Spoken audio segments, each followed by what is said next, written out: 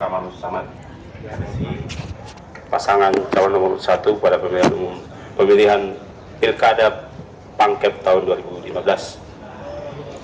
Kami ada 8 orang kuasa hukum. Itu sebagai pembuka. Kemudian kedua adalah sekali lagi kami menyatakan bahwa kami tidak akan membacakan secara keseluruhan dan pokok-pokoknya saja, dan mohon untuk jangan dibacakan. Ya. Secara prinsip bahwa permohonan kami sadar betul bahwa yang ditentukan oleh MK tidak memenuhi syarat.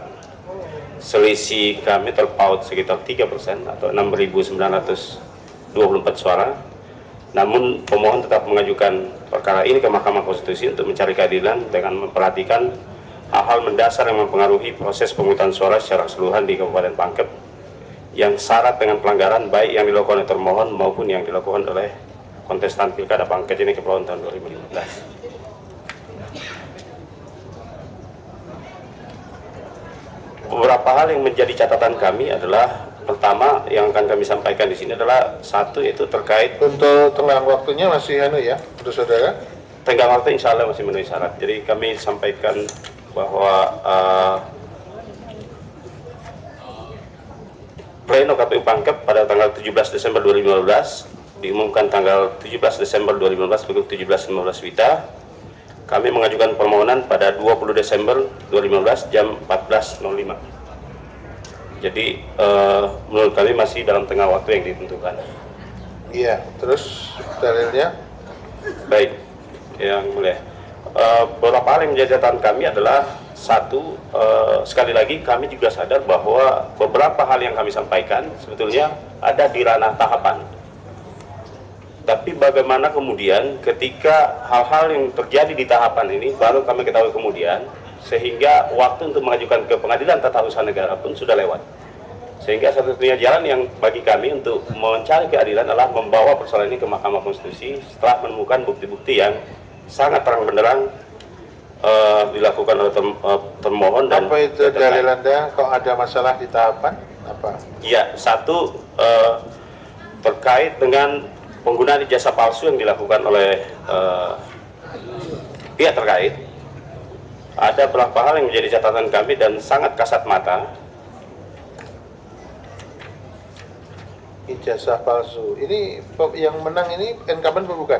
Incumbent yang mulia. Incumbent ijazah palsu. Ijazah palsu. Berarti yang lalu tidak dipersoalkan ya, sudah jadi sebetulnya kita baru mengetahui bahwa ada penggunaan ijazah palsu setelah kemudian membandingkan pada saat 2010 kemudian ijazah palsu yang digunakan pada 2015. Jadi kemudian setelah kita bandingkan ada perbedaan. Dari situlah kami kemudian mengambil kesimpulan bahwa pasti ada yang salah dari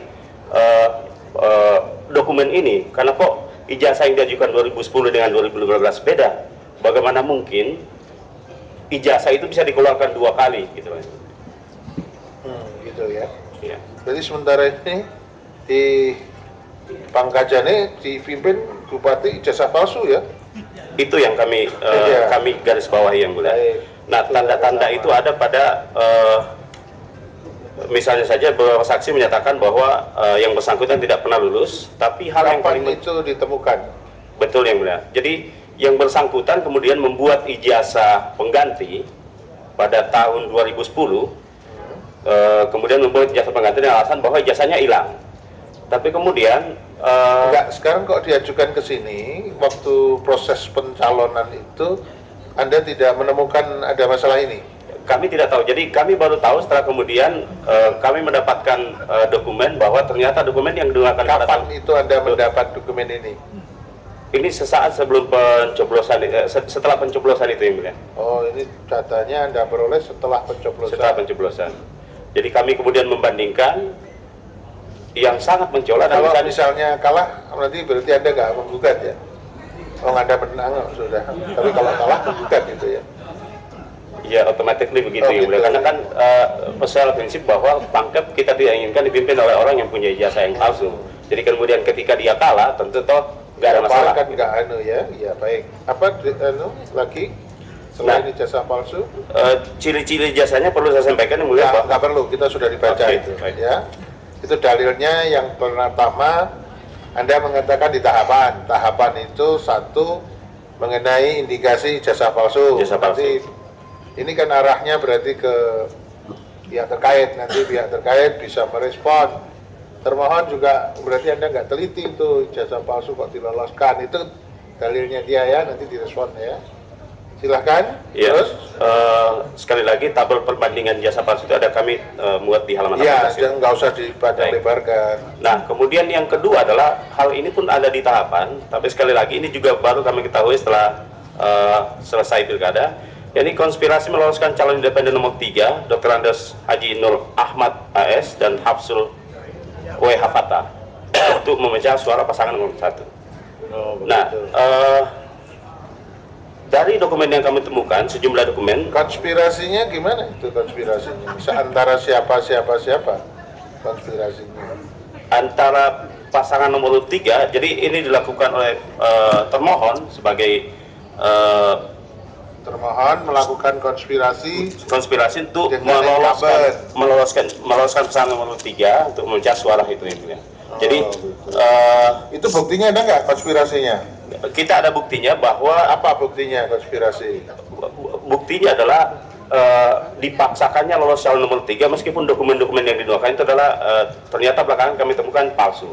Nanti direspon itu ya konspirasi. Ya. Misalnya saja KTP dan KK tidak diperoleh dari yang bersangkutan, kemudian pemilik KTP tidak mendatangi surat dukungan, semua buktinya kami punya. Nanti direspon itu. Jadi konspirasi ini supaya tidak sekedar asumsi.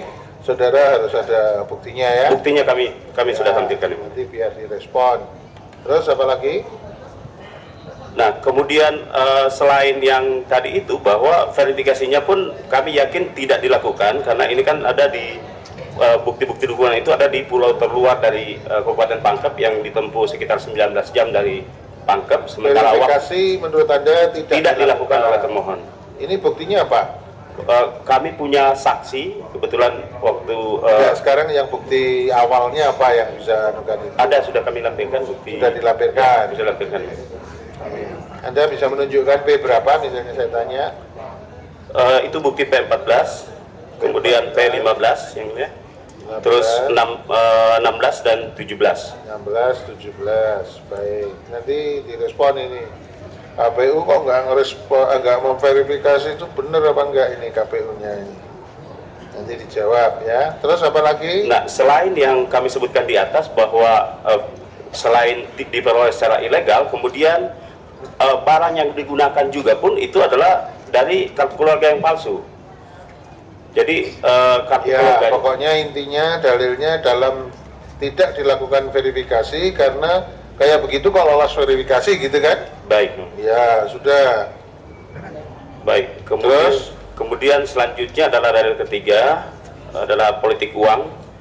Ini keterlibatan aparat di Pulau Segara, kami punya bukti videonya. Iya, money politik sudah dilaporkan ke Gakumdu belum? Yang ini sudah dilaporkan. Terus sampai prosesnya di mana? Prosesnya tidak jalan, kemudian tidak jalan. Tidak jalan. Kalau ini harusnya selesai di Gakumdu dulu. Pada waktu tidak diverifikasi, Anda itu mestinya juga protes dulu, gitu kan sebetulnya. Baik, terus apa lagi masih ada? Kemudian yang keempat adalah manipulasi surat suara daftar pemilih tetap serta distribusi. Kami sudah melampirkan tabel di belakang. Manipulasi DPT, gitu. Ada kemudian kesalahan perhitungan yang jadi tabel yang kami pakai ini adalah tabel DA KWK yang dimiliki oleh DPT dimanipulasi kok nggak protes pada waktu awal sebelum tahapan pencoblosan? Sudah diprotes juga yang mulia, tapi itu kemudian tidak dilakukan dan jalan. Dan yang paling mencolok adalah ada yang dimiliki oleh termohon sendiri. Jadi hasil rekapitulasi yang dimiliki oleh termohon ini ada selisih suara antara yang ditabulasi oleh termohon kemudian dengan perolehan suara yang diperoleh pasangan calon. Jadi ada selisih sekitar 772 suara di DPT antara DPT. Betul ya, perolehan suara sah 700 berapa? 772. Ada di lampiran kami, di lampiran 1 dan lampiran 2 di sebelum halaman 37. Baik, ini sudah semua ya dalilnya ya. Terus sekarang petitumnya apa yang Anda minta? Kemudian berdasarkan uraian di atas, pemohon memohon kepada Mahkamah Konstitusi untuk menjatuhkan putusan sebagai berikut.